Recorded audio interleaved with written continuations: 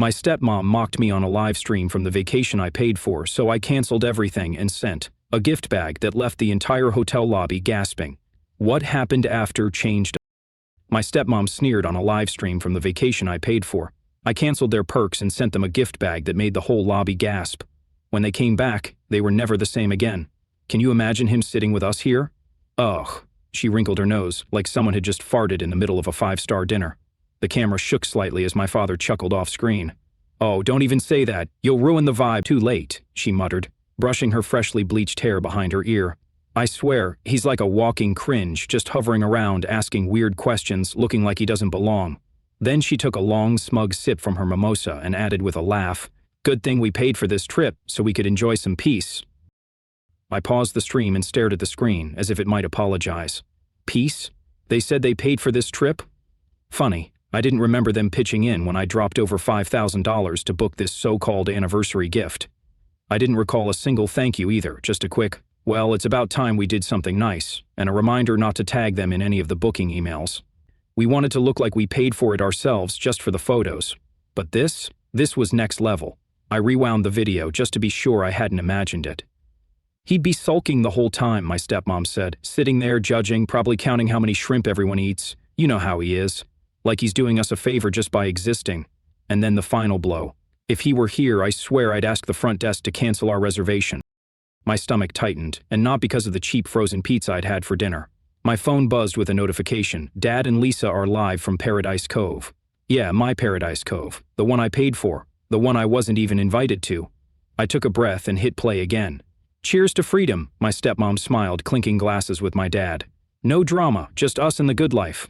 I let the video play to the end, then sat there in silence. No rage, no yelling, just a strange, quiet kind of clarity. Then I picked up my phone, opened the travel app, and clicked cancel booking. One by one, everything unraveled. Their rental car gone, spa appointments canceled, the private boat dinner I'd upgraded to for $600, refunded and rebooked under someone else's name, and I wasn't done yet. Before they had a chance to figure it out, I called the hotel and arranged one last thing, a gift bag to be delivered to them right in the center of the marble-floored lobby at peak check-in time. What was inside? Let's just say it made everyone stop and stare. That was the moment everything changed. They left for vacation as my ungrateful family. They came back different. But I wasn't waiting for their apology. Not this time. You know, you should smile more in photos, my stepmom once told me, holding her wine glass like it was part of her hand. You always look so anxious. Maybe because I'm the one paying for everything, I replied without missing a beat. She laughed, like I'd just made a joke at my own expense. The truth is, it didn't start with that vacation. That was just the cherry on top of a three-tiered cake made of guilt, manipulation, and decades of. Ever since my dad remarried, I'd been the outsider. Not openly hated, no, that would have been easier. I was tolerated like wallpaper, a placeholder, a polite nod at the family table while they passed the mashed potatoes to each other and skipped over my plate. But I tried. Oh God, I tried. I paid their electric bill a month after Dad lost his job. I sent my stepmom grocery money every 2 weeks just to help out.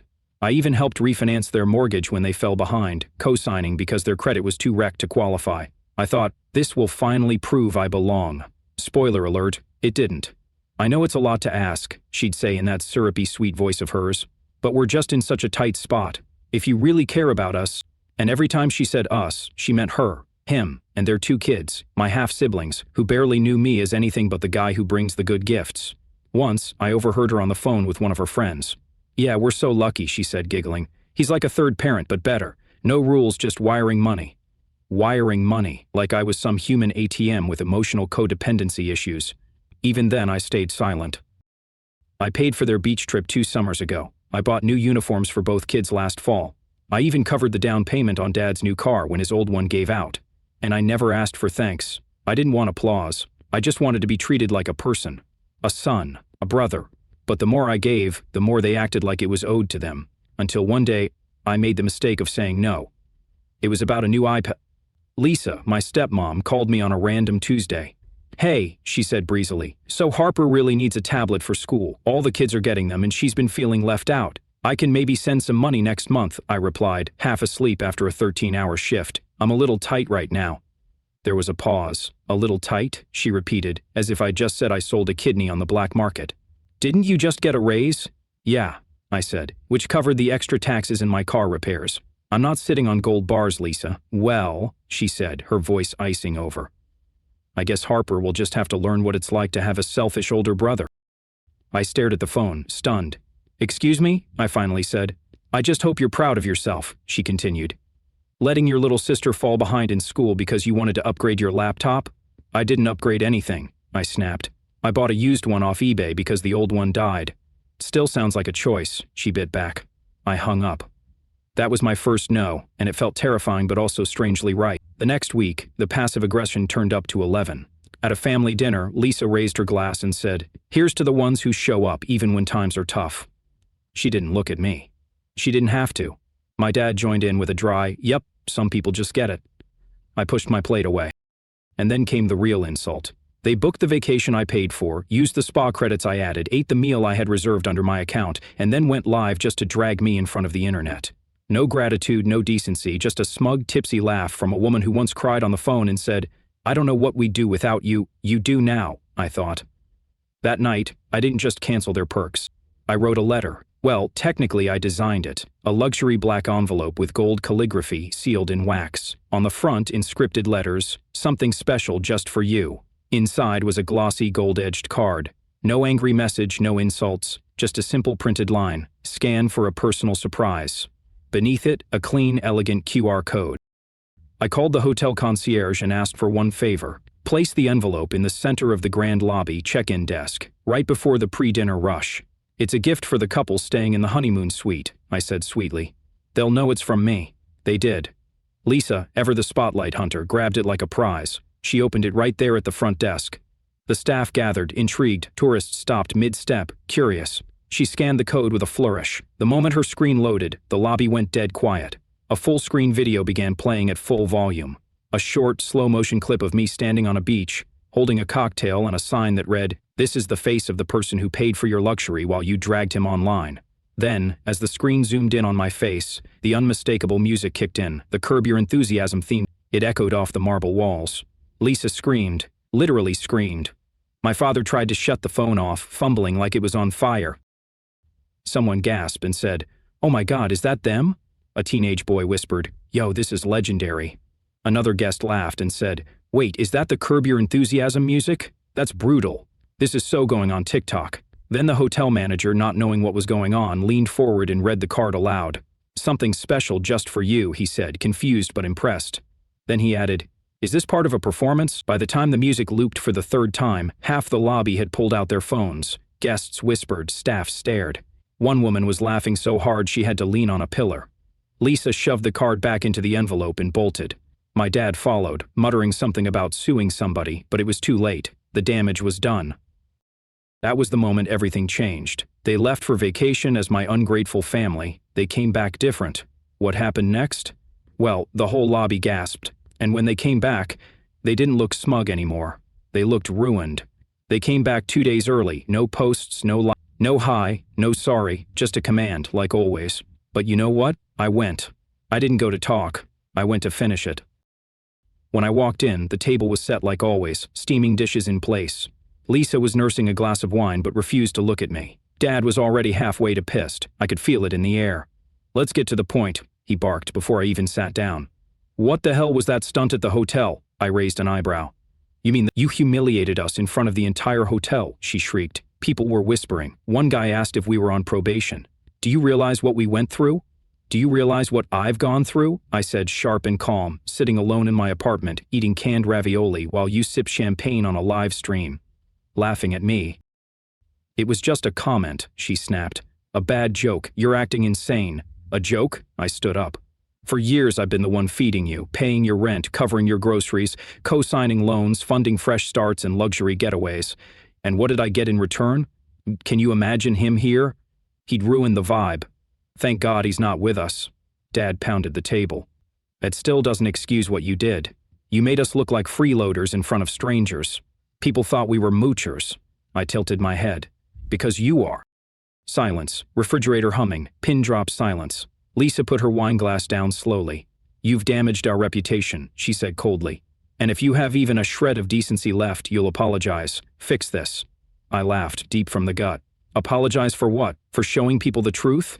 For making you face what you actually are? You shamed us, Dad exploded. I turned to him, my eyes locked on his. Oh really? And what exactly have you done for me? You gave me a roof and charged me guilt. You gave me family, but only when you needed money. You taught me that love in this house is just currency in disguise. Lisa stood. We gave you life. That's not enough. And you monetized every second of it. I shot back. But the game's over. I reached into my bag and tossed a folder onto the table. They flinched. What's this? Dad growled. A termination agreement, I said. I'm no longer your sponsor, your emergency fund, your plan B. This is ridiculous, he barked. You think you can just walk away from your own family? I leaned forward, calm, cold. I don't think I can. I am. Lisa's face was pale now. You can't just erase us. I met her eyes. You already erased me years ago. And with that, I turned, walked out the door and left them sitting in silence, surrounded by their comfort food, cooling like their excuses.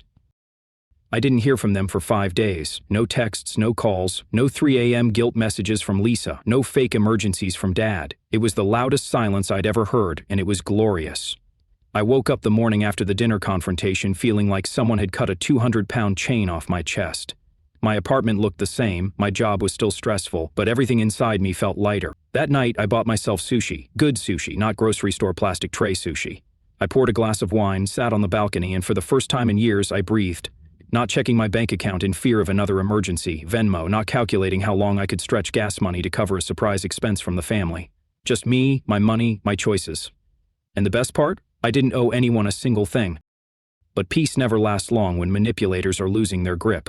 On day 6, my phone rang. Dad. I stared at it, let it ring. Then another call, Lisa.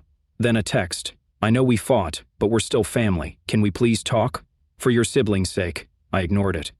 Then came another message, short, passive-aggressive, classic Lisa. I hope you're happy. Your brother had to cancel his basketball camp. Your sister's dance recital, ruined. All because you made a scene. I didn't respond, so they turned up the heat. On day 8, Lisa posted a long-winded Facebook rant. It's sad when people in your own bloodline turn their backs on family, especially when children suffer. Some people just love attention. She didn't tag me, of course not, but I got the screenshots. Apparently someone in the comments section asked about the QR code scandal at the hotel and she deleted it, but not before 20 people reacted with the laughing emoji. Then came the final straw. On day 10, I got a knock on my door. It was my younger half-brother, Mason, 14, hoodie pulled up. He looked pale, nervous. I just wanted to see you, he mumbled. Lisa doesn't know I'm here, I blinked. Come in. We sat on the couch. He didn't look at me, just stared at the floor. I saw the video, he finally said. The QR code. I thought it was fake at first, but then I heard what they said about you. I just wanted to say I'm sorry. I didn't expect it. I didn't ask for it, but hearing those words from someone in their house meant more than anything they could ever say. She made us unfollow you, he added quietly. Said you were dangerous, that you'd turned against the family. But I think she just didn't want us to see the truth. He handed me something, a crumpled envelope. Inside, a birthday card I'd sent him 2 years ago. It had $20 inside. I never cashed it, he said. I just kept it. I almost cried. Thanks for still being you, he said, standing up. Before he left, he turned and said, She's freaking out, by the way, like losing it. Dad's mad all the time. I think they're scared you're going to go public. I smiled. Oh, honey, I whispered. I already did. From there, things fell apart fast for them. My dad called my uncle, trying to get him to talk sense into me. Spoiler, my uncle texted me instead. You were way too patient for way too long. Proud of you. Lisa reached out to one of my exes, seriously claiming I had always been unstable, and maybe the breakup had pushed me over the edge. The ex sent me the screenshots with the caption, Tell her to get better material. I found out they tried applying for a small personal loan. Guess what? Denied. Why? Because I had been the one with the good credit score propping up their cosign accounts. Not anymore. And oh, remember the hotel? Apparently the concierge posted anonymously on a travel forum about the most dramatic guest moment I've ever seen. It went viral. No names, of course, but anyone who knew them knew exactly who it was. And me? I thrived. I deleted the family group chat, started therapy, joined a gym, took a weekend trip by myself, the first time I'd ever bought a plane ticket just for me. I wasn't rich. I wasn't a different person overnight. But every day I felt like I was pulling one more root of them out of my skin. Freedom didn't feel like fireworks. It felt like peace. It felt like waking up and realizing no one could take from me anymore just because they shared a last name. It felt like finally belonging to myself. Some mornings I still wake up expecting a message from them. Something dramatic, something guilt-laced, some new fire to put out. But there's nothing, just the hum of my coffee maker and the quiet joy of knowing that my life belongs to me now. It's strange how silence used to terrify me. Back when I equated attention with love, back when every dollar I gave them felt like buying a seat at a table I was never really welcome at. Now, silence is a blessing. It's proof that I'm finally free. I think what shocks me most is how long I let it happen. 5 years, 10, maybe more. I spent decades trying to earn what should have been unconditional respect, inclusion, basic human decency, and every time I got a crumb, an empty thank you, a brief, "so proud of you," I clung to it like it was gold, because somewhere deep down, I thought I was the problem. I thought if I just gave a little more, tried a little harder, they'd love me back. But that's the trick about toxic families. They don't want you healed, they want you useful. They want you quiet, exhausted, and guilty. Because those are the easiest kinds of people to control. The moment I stopped apologizing for their behavior and started questioning it, everything changed. A few weeks ago, I ran into someone at the grocery store, a woman I vaguely recognized from my parents' neighborhood. She looked at me, did a double take, and said, "You're Lisa's stepson, right?" I froze for a moment, then nodded. She lowered her voice, leaned in a little, and whispered, "We all saw the hotel video." I braced myself, but then she smiled. "It was brilliant, took guts. They've always acted like they're royalty around here. I think you woke a few people up." I thanked her and walked away with my head high. Sometimes I wonder if they still sit around their table, spinning new stories about why I changed. I bet Lisa tells people I had a breakdown, that I was always sensitive, that I misunderstood. Maybe Dad says I'll come crawling back once I get it out of my system. But here's what they don't know. I'm not angry anymore. Anger was the fuel that helped me leave, but peace is what's helping me stay gone. I don't need revenge. I don't need validation. I don't need them to say you were right, because I know I was. I have the receipts, the scars, the silence. And now, I have something else too. Boundaries. The other day, I got a letter, handwritten, no return address. Inside was a simple note. I saw what happened. I just wanted to say thank you for showing that sometimes cutting ties is exactly what saves a person. You helped me leave too.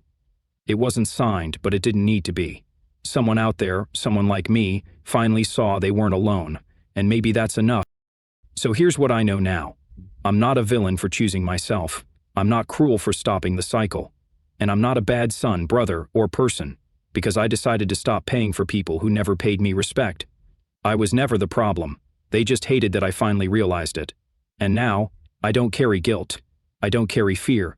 I carry one thing only: freedom.